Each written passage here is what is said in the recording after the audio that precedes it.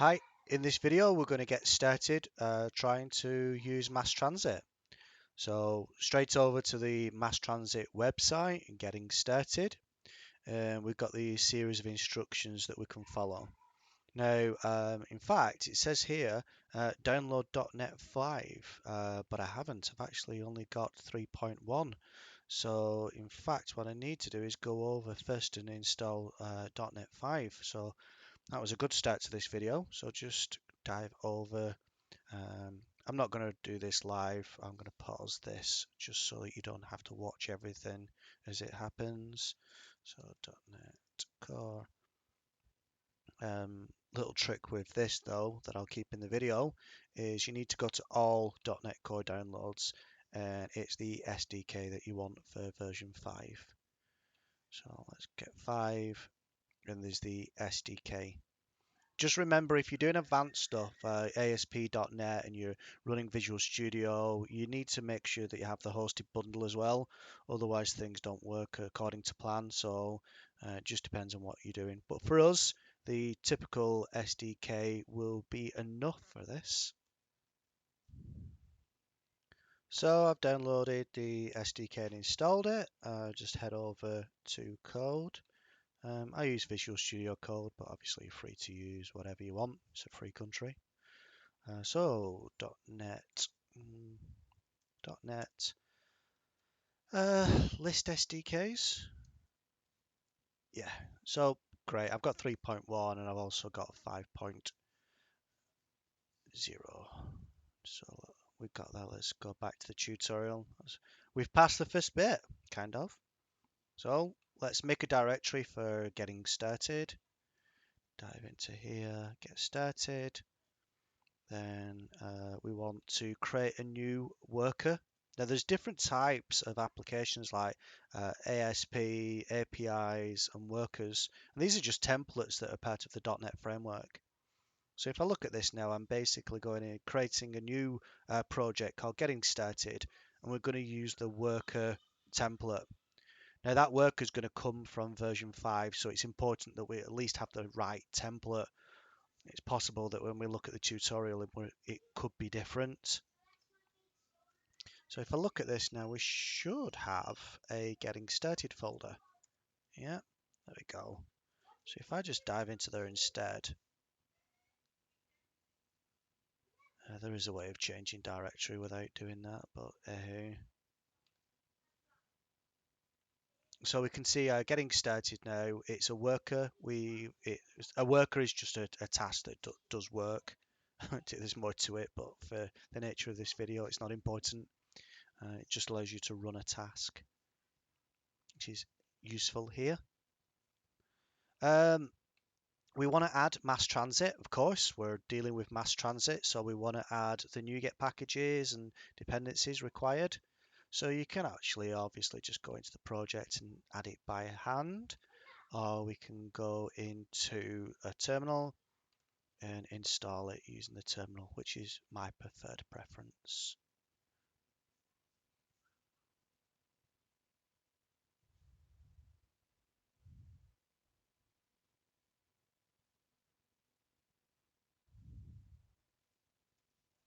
So that's installed. You can see Masstransit 7.1.7 is added as references, which is great. Just going to do a run. I think these workers by start, they just have a very silly, worker running. So they've got a bit of code in them just to give you a demo. So actually, if I do .NET run, nothing harmful is going to happen. It should build and just start this worker. And we should get worker running with some times.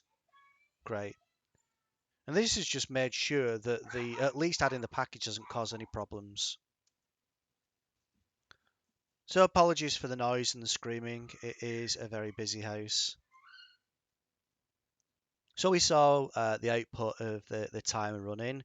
Now we need to edit the program.cs. So if I dive into here, we've got this program.cs. I could have obviously just clicked it there. But as your project gets bigger, it's useful.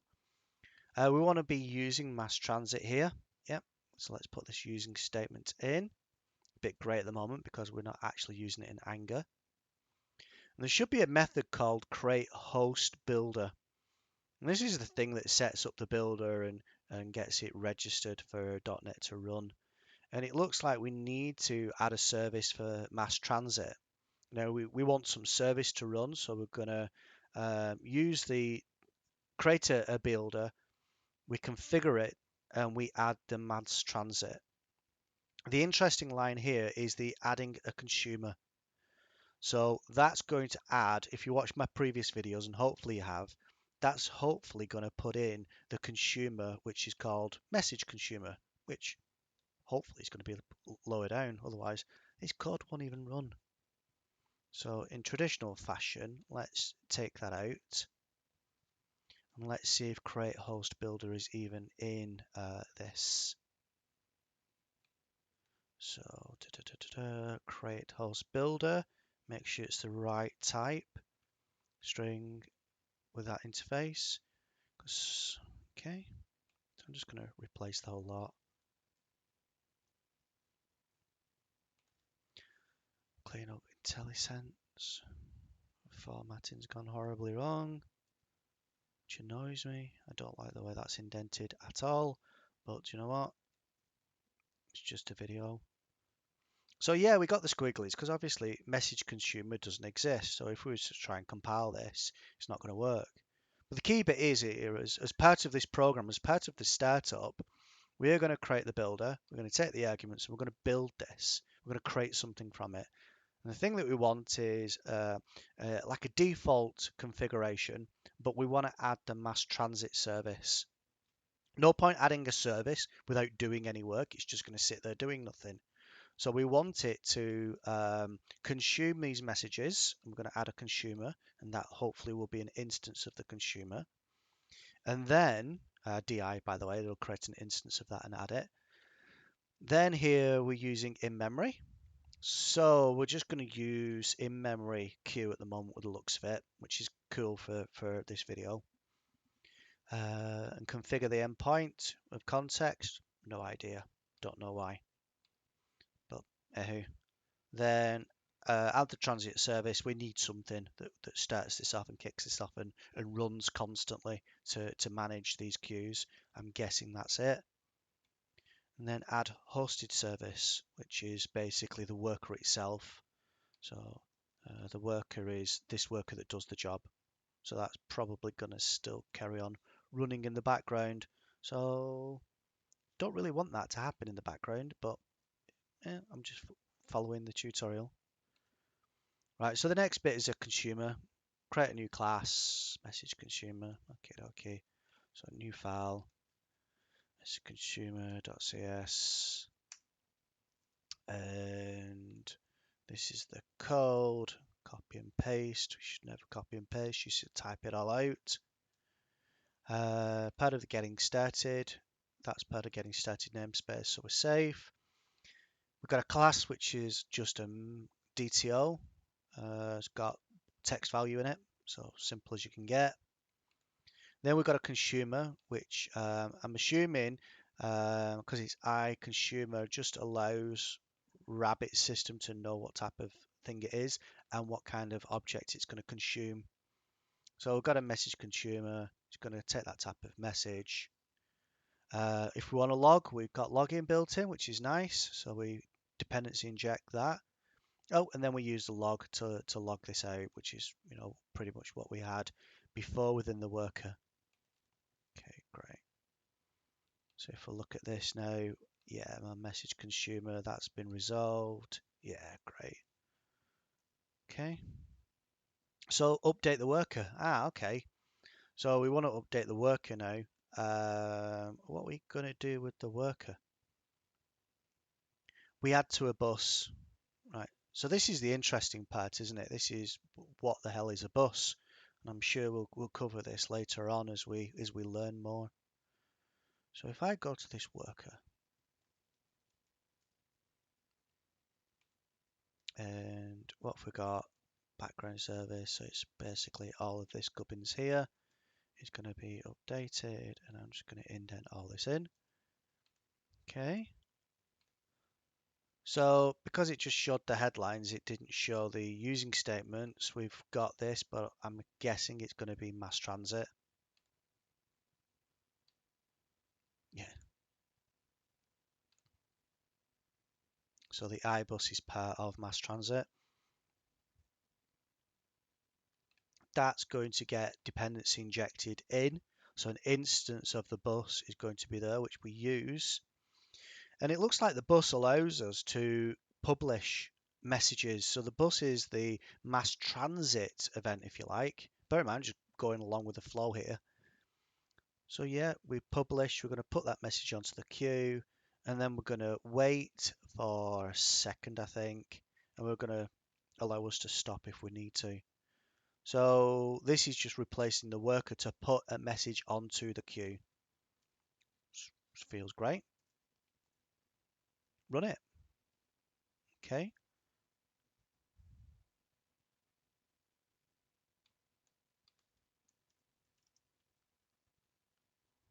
Oh yeah, so right, okay. The worker is the publisher. I'm thinking, where's the consumer? Where's the publisher? But that's where it is. This worker is the publisher. It's the thing that's going to ask to send the email or to do something.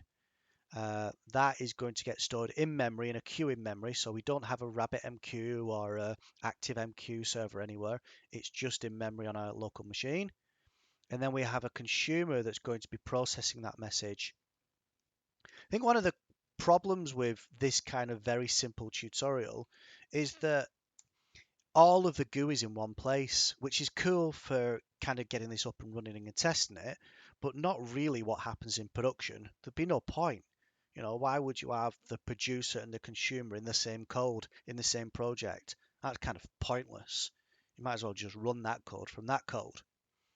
Um, but this is showing you that if you separated this out into three different programs, or well, two different programs, one would be the producer and one would be the consumer, and they would be separate programs, then you see how you have two separate deliverable applications. It's very difficult, I think, personally, to see that here, but we've got a program that runs, it's setting up the consumer, and then it's also setting up the producer. This runs this producer, which is this worker here, which then publishes a message onto the queue. Now it just so happens that we're in the same program, so this program is also setting up a consumer, and that consumer is this message consumer. So when we go into here, this is actively listening to the queue, which should be on a different server. It reads it and it does something with it, and all we're doing is just logging using the logger that's been dependency injected in. So that's pretty nice. It shows how this is working. We can see our messages, and hopefully time is passing us by. So that's pretty cool. But it's all in memory, don't forget. We're not actually really using a queue yet. So we're going to use RabbitMQ, which I like. I like a lot. Let's do that. Add RabbitMQ.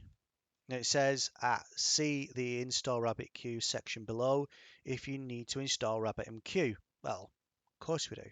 We need to get RabbitMQ up and running. So let's dive to that. So RabbitMQ can be installed using Docker. I'm not going to go into Docker at the moment, unless you've been immersed with your fingers in your ears and your eyes closed. You should have some understanding of Docker. If not, stop this video. Go research Docker instead. It's awesome. So, installed, it's given us this command, but you've got to be careful with Docker commands. Generally, what you do is you find that there's some more information down that tells you more about actually doing it properly. So, Docker run, open that port to that port, enable that port, and it's the Masstransit version of RabbitMQ. So to install it manually, I definitely don't want to do that. Who wants to install manually these days? Come on. So I'm going to ignore that. What I'm also going to do, in fact, is go to Docker Hub. And just look at RabbitMQ. A very common thing with Docker is they give you these commands that you can run, but they're not the actual fully fledged what you would expect. So RabbitMQ comes with like a management console, and I believe if you just run that, you're not going to get the management console, which I want because I'm going to use this in further videos. So that sets up the Rabbit, but it doesn't expose any ports, so it doesn't give you the management console, which is like great. It's useless. Da, da, da, da, da. Clustering, don't care about cluster. Management plugin, yep, there's a management plugin. And I also want the IPs. Okay, so if I take that and put it into Notepad, and if I go back to here, they're exposing these ports as well. Don't know why.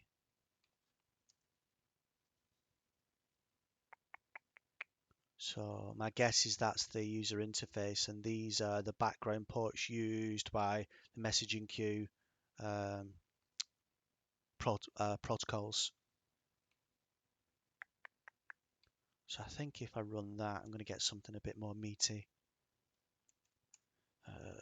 Docker PS, just to make sure Docker's running. Yeah, it is. I can't make that bigger. Sorry, gang.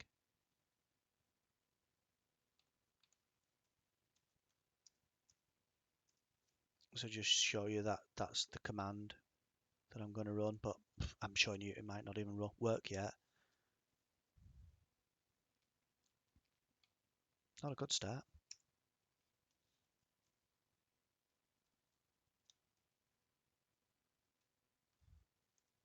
Okay, copy, paste, enter.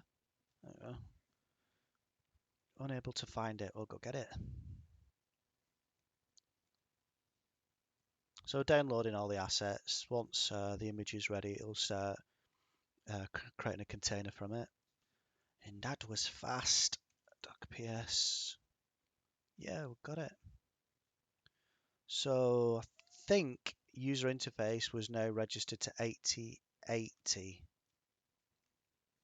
And it is. Password. I think it's guest. Guest and guest. Oh, it is. Change your password. Yeah, I know. I'll go away. Right, okay. So we've got RabbitMQ up and running. Great. We can go back to this bit. We have got it up and running. Right. We want to use RabbitMQ instead of using in-memory, which is great. We want to actually use RabbitMQ and get that, see that going into the RabbitMQ system. This is now making it a bit more obvious as to RabbitMQ would obviously be some service running on Azure or AWS or even on-prem, and you could then connect to that central server. Beforehand, we were running everything. It's a getting started test, but beforehand we were running the producer, the consumer, and an in-memory queue all on a one piece of code in our one project. That's silly, but it's just a test. What we're doing now is we're actually beginning to use RabbitMQ, and this server could be anywhere. We just installed it locally on our machine to make life easier, and my guess is it'll just configure to it without much hassle. So if I have a look at the program, program, we have the in memory. So my guess is we're going to not have that. So we had in memory, we're going to use RabbitMQ instead.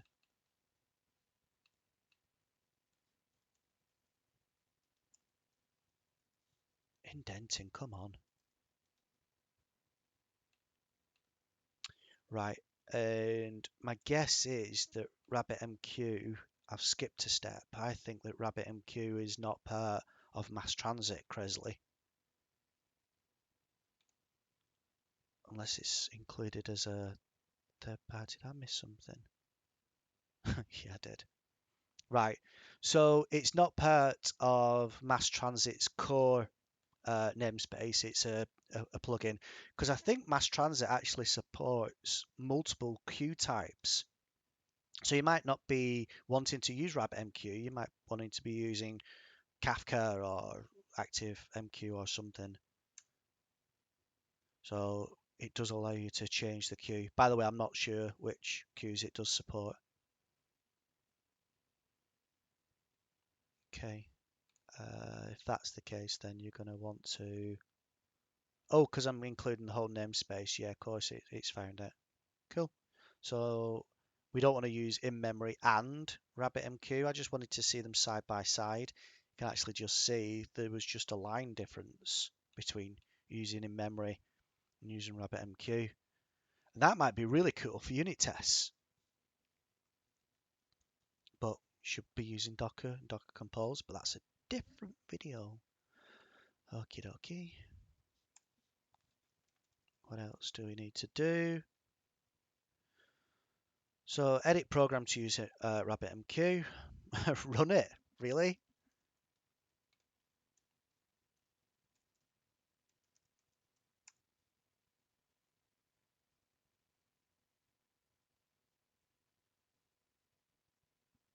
What?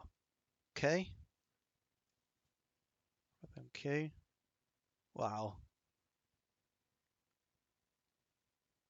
So connections. So I'll just go over this. I've got RabbitMQ running, and what we've done is we've moved away from it being in memory. Messages just put in memory. If my machine died, I'd lose all these messages. What we've done now is by just changing this one line, now when our producer, which is our worker in this case, I don't like this.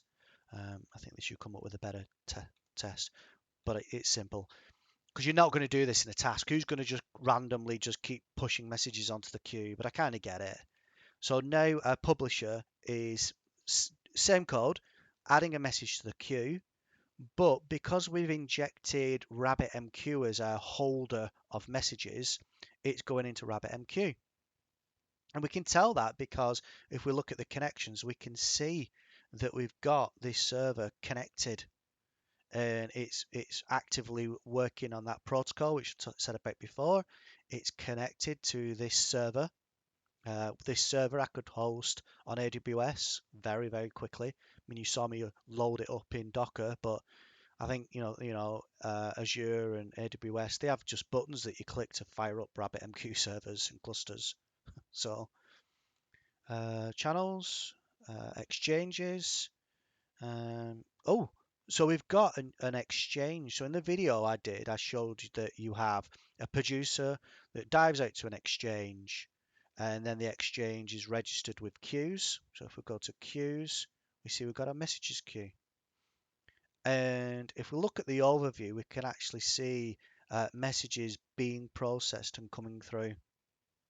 And you can see that in real time as we see messages coming through. But because they're being processed and published and managed at the same time, then actually there's no build-up of messages in this queue, which is cool, but kind of hidden. So that's the end of this test. Okay, well, actually, how do I know that this is working and isn't just doing what it was before? I can see that we've got a connection, so we're definitely connected. I can see an exchange is automatically being created for me, and that's bound to the message queue. So the producer sends it to the exchange sends it here to this getting started exchange or getting started message. And I'm assuming that's because the type is message and the project is getting started. So it's going to automatically create this queue for us because we didn't create a queue, did we? We didn't create an exchange, we didn't create a queue, we didn't do anything. So that's an interesting thing that it just did that out of the box for us. So getting started, created the exchange. The thing that we're interested in is a message. So that was there. Because it's a message, we created a message queue and automatically set up the binding so that messages that come into the exchange are sent to messages queue. Okay, so let's just stop that.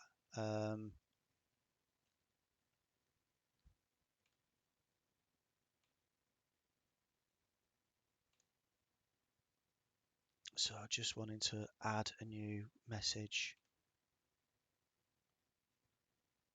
So add a new exchange. So if I go into this exchange and publish a message, payload, hello world, publish message, message published. It says it should go into the queue.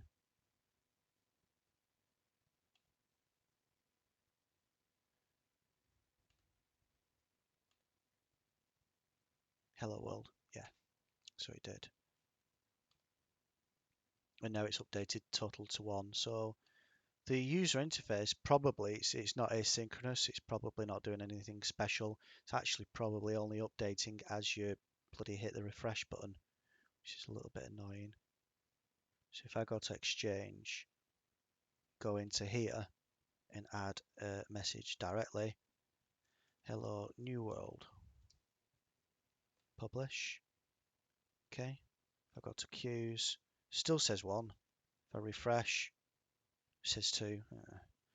Right, so that needs to be thought of but here we're just playing. What I wanted to do was show you that when we publish a message, we can go into the exchange that we're interested in and publish a message. And based off these routings, the exchange determines where to go to. So I think a good example of this is if I create a new queue and I call it logs.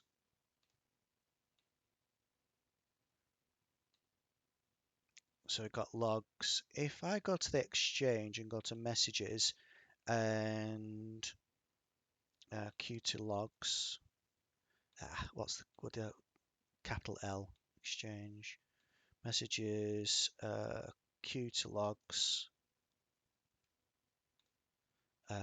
Yeah, bind. We should go to logs and to messages. So exchange messages. Am I in logs? Publish the message. If I go to queues, if I go to messages and get messages, let's just get 10 for giggles. We get hello, hello, am I in logs? So that went to the messages queue you expect. If I go to logs, I think it's worked because I saw 1 message already. Get messages, let's change that to 10 just for giggles. I'm in logs. So although we only posted 1 message to the exchange, it in turn sent it off to 2 queues. Now that's where you can set up stuff by hand in RabbitMQ, but there was a lot of magic that went on under the hood. There was an exchange set up. There was a naming convention set up where it used like the project name or the namespace plus the actual object name. So you should be doing this already, but your naming conventions have to be good.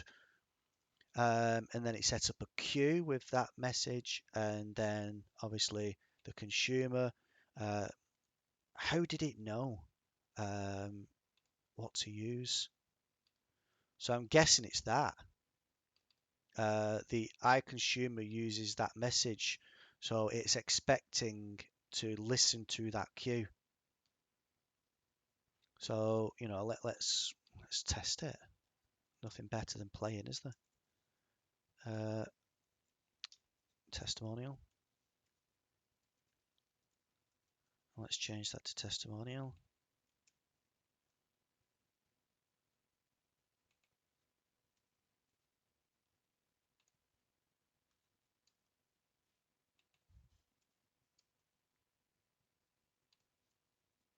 Let's run it.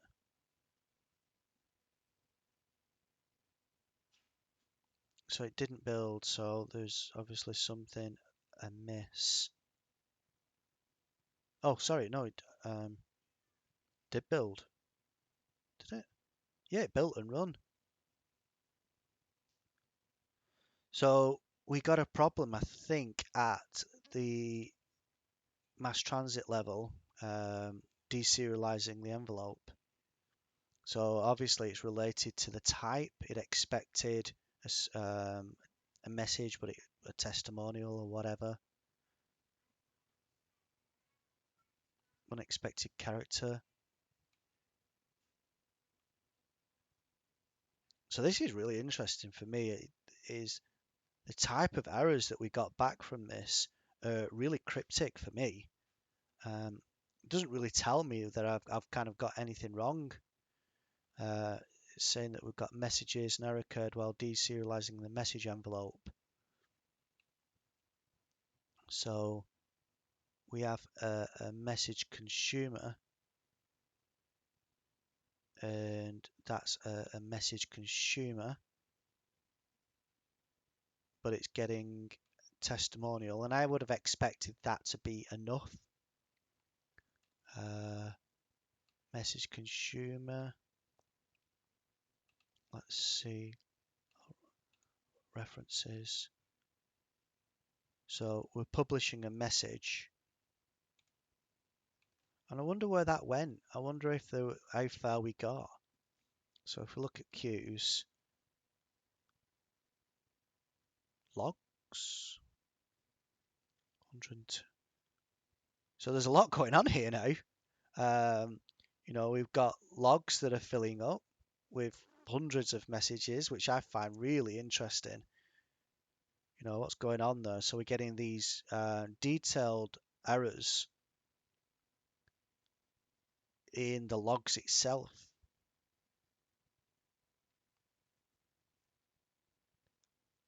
So getting started. I say detail, doesn't really tell me a great deal. Okay, queues. And that's going up. We've also got these errors.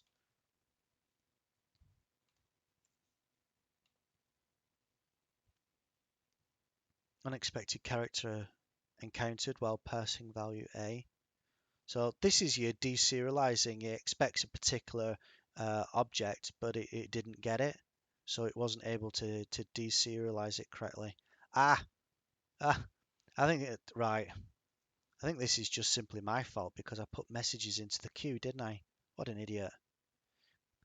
Because I was handwriting messages into the queue, I've put just raw data in there. So if I purge the queues and just delete them, I bet what it does is it serializes like a DTO and puts it in as like JSON or something. So me just putting pure text in has made it upset.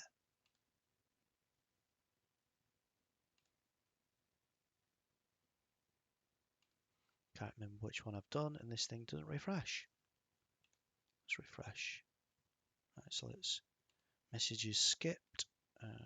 So it's a good indication that when things go wrong, messages are still held. You get the message and the error. You get this new error queue just spawns from nowhere.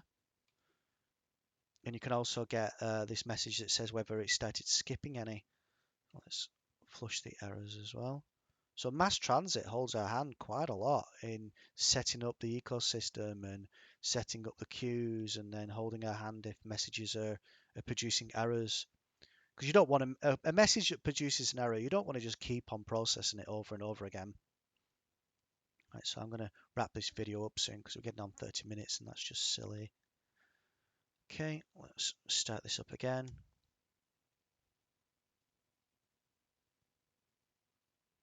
Right, yeah. The problem was the message in the queue was ill because I typed it in by hand. But let's have a look what's happening.